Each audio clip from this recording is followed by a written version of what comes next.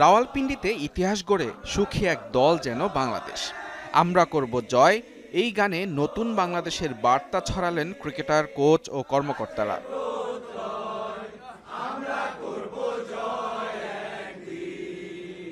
কিন্তু এমন সুখী পরিবেশেও অস্বস্তির বার্তা যোগ করেছে সাকিবের নামে দেয়া একটি হত্যা মামলা। বৈষম্য বিরোধী আন্দোলনে নিহত এক গার্মেন্টস কর্মী হত্যা মামলায় আসামি করা হয়েছে দেশসেরা এই ক্রিকেটারকে। তাকে দেশে ফেরাতে বিসিবিকে দেয়া হয়েছে লিগ্যাল নোটিশও।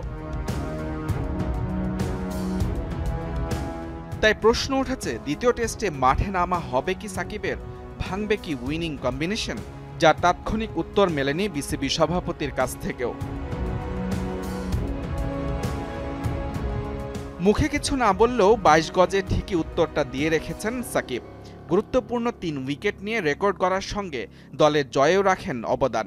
এবার তার হয়ে মুখ খুলতে শুরু করেছেন সতীর্থরা। অধিনায়ক নাজমুল শান্ত সাকিবের মামলাটিকে বললেন অপ্রত্যাশিত। তাকে দেশের সম্পদ দাবি করে পাশে থাকার প্রতিশ্রুতিও দেন টাইগার দলপতি। দীর্ঘ ১৮ বছর জাতীয় দলের জার্সি গায়ে চাপানো সাকিবের নামে দেয়া মামলাটিকে প্রশ্নবিদ্ধ ও মিথ্যা বলে অভিহিত করেছেন আরেক সতীর্থ মুমিনুল হক। এমন মামলা দেশের ক্রিকেটের ভাবমূর্তি নষ্ট করবে বলেও দাবি করেন তিনি।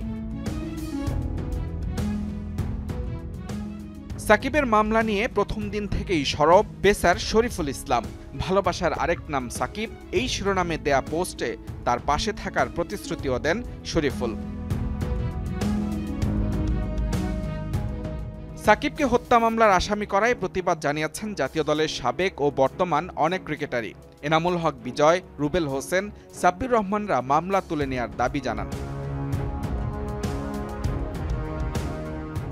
যখন সতীর্থরাই সরাসরি সাকিবের পক্ষ নিয়েছেন, সেখানে তাকে বাদ দিয়ে দ্বিতীয় টেস্টের একাদশ সাজানোর চ্যালেঞ্জ টিম ম্যানেজমেন্ট কিভাবে সামলায় সেটি দেখার অপেক্ষা। মুজরে বিন তারেক, যমুনা স্পোর্টস।